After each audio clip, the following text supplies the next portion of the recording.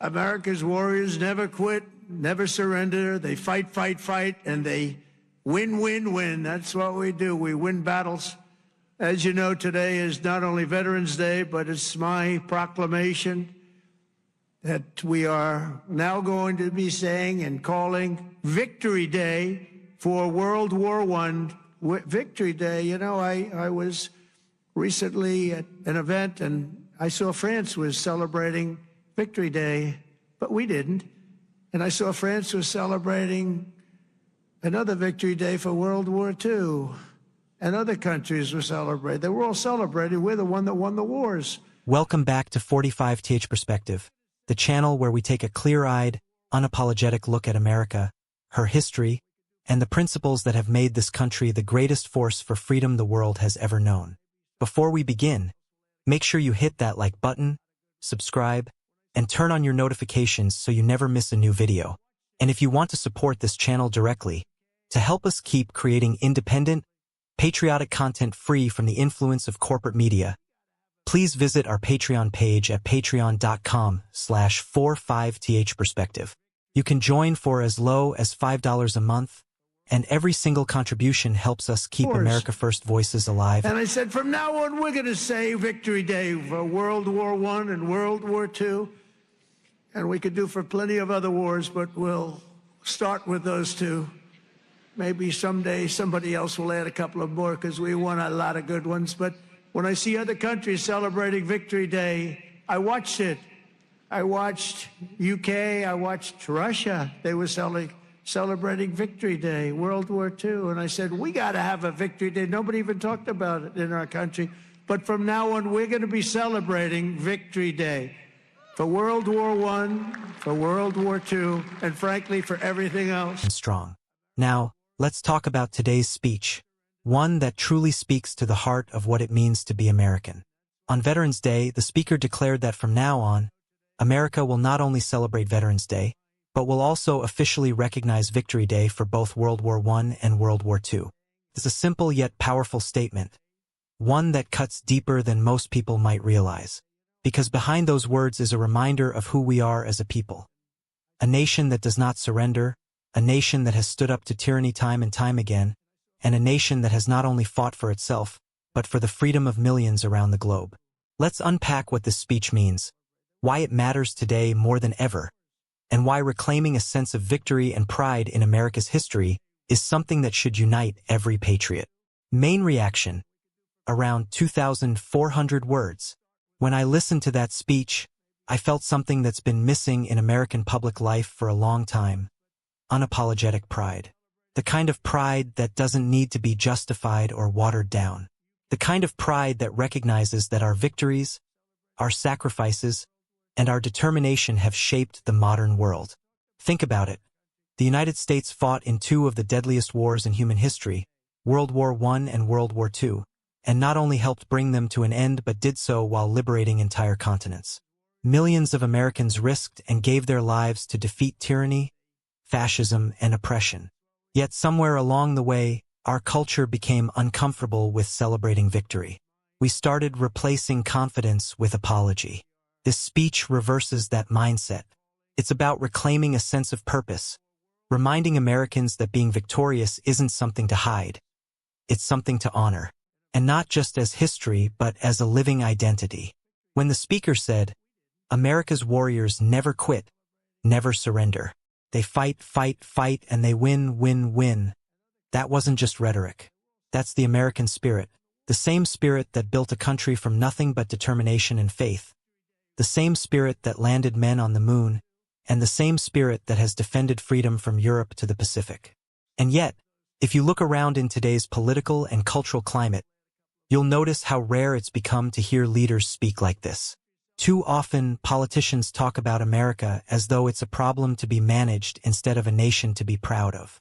Too many schools and institutions teach young Americans to focus on our faults rather than our triumphs. That's how you lose a country, not through war, but through erosion of belief.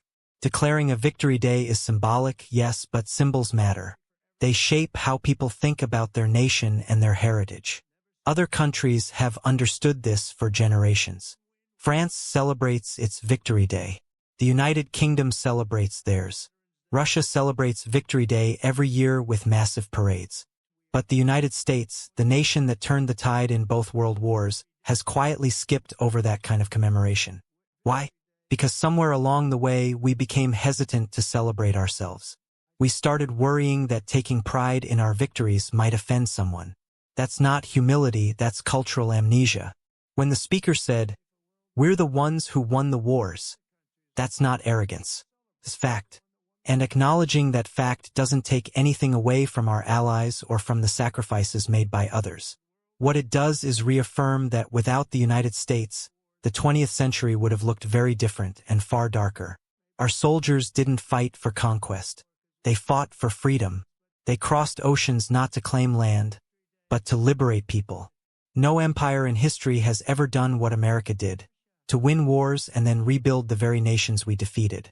Germany, Japan, Italy, they didn't fall into ruin after the wars because of American compassion, American vision, and American generosity. So when the idea of Victory Day is brought forward, it's about remembering not just that we fought, but that we won, and that our victory brought peace, stability, and opportunity to millions. That's not something to overlook. That's something to teach, to celebrate, and to cherish. Now, I know some people, especially those in the mainstream media, will roll their eyes at this kind of message. They'll call it nationalistic or even problematic. But let's be honest. What's wrong with being proud of victory over tyranny? What's wrong with teaching our children that their ancestors stood up to the worst forms of evil and prevailed? We live in an era where weakness is often paraded as virtue, where self-doubt is mistaken for wisdom. But history doesn't remember those who hesitate, it remembers those who act. America acted, America sacrificed, and America triumphed. This is why Veterans Day and Victory Day belong together. Veterans Day honors the individuals, the brave men and women who served.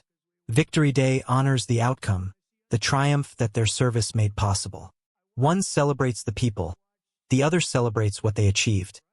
And it's worth noting something else that's often overlooked. When you celebrate victory, you also reaffirm gratitude. You remind future generations that freedom was bought at a price. You make sure that the word veteran isn't just a title. It's a legacy of victory, of courage, and of endurance. Now, as a patriot, I have to say this, we need more of this kind of leadership. Leadership that doesn't shy away from pride. Leadership that understands that acknowledging victory doesn't divide people. It unites them. Look at what's happening in the world right now.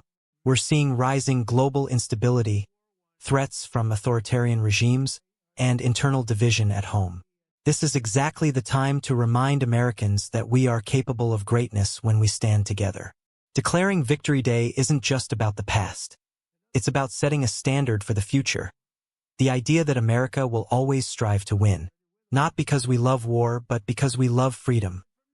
When the speaker talked about watching other countries celebrate their victories, it was almost symbolic of how far we've drifted. Here's the United States, the country that made victory possible, standing by silently while others celebrate the victories that our soldiers bled for. That's not right. America deserves its own moment of remembrance and pride. Victory Day should be a reminder not only of past wars but of our ongoing resilience. Because whether we're facing economic struggles, political polarization, or cultural decay, the American DNA hasn't changed. We're still that same people who never quit, never surrender, and never stop fighting for what's right. Victory Day isn't just about military history. It's a statement of mindset. It's a declaration that America doesn't apologize for success, that we stand tall in the face of adversity, and that our greatest days are not behind us. The left often talks about moving on from patriotism, as if pride in one's country is some outdated relic. But what they miss is that love of country is not about ignoring flaws. It's about believing in the potential to rise above them. Victory Day embodies that belief. It's a way to remind ourselves that we've faced worse, we've fought harder, and we've come out stronger. So when critics mock this proclamation, remember that they're missing the bigger picture. They're looking at it politically when they should be looking at it spiritually and culturally. Because this isn't about partisanship. It's about principle. It's about saying to every American, we have something to be proud of.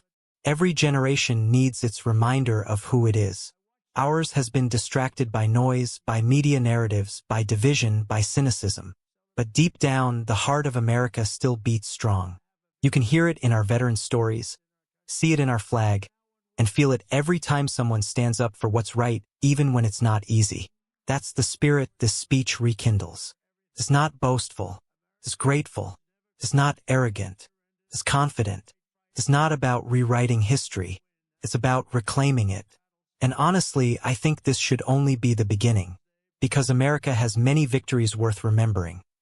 Not just in war, but in innovation, exploration, and ideals. We won when we put a man on the moon. We won when we ended tyranny in Europe. We won when we defeated communism. We win when we protect life, liberty, and the pursuit of happiness.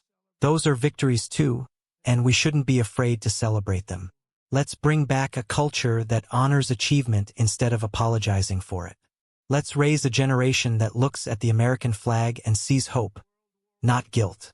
Let's make Victory Day a reminder that freedom is never free, and that gratitude is a duty, not an option. So to every veteran watching this, to every family who has sacrificed, and to every American who still believes in this great country, thank you. You are the reason we can stand here today, proud and free. That's my take. Friends, a simple speech but a powerful message. America should never stop celebrating its victories, because those victories define us. They remind us that freedom survives because brave men and women were willing to fight for it, and because a nation refused to back down. If you agree that it's time to bring back pride, confidence, and gratitude for what makes this country great, then make sure to like this video, subscribe to 45th Perspective, and share it with someone who needs to hear a positive message about America again. And remember, you can help support independent patriotic media by joining our community on Patreon at patreon.com/45th Perspective. For just $5 a month, you can keep content like this alive. Content that's not afraid to tell the truth, honor our veterans, and celebrate the victories that have shaped our world. At the end of the day, being an American means believing in the possibility of greatness, not just for ourselves, but for generations to come. We honor victory not because it's easy, but because it's earned. This is 45th Perspective, reminding you, never quit, never surrender, and always stand proud. Because America's warriors don't just fight, they win. And so do we.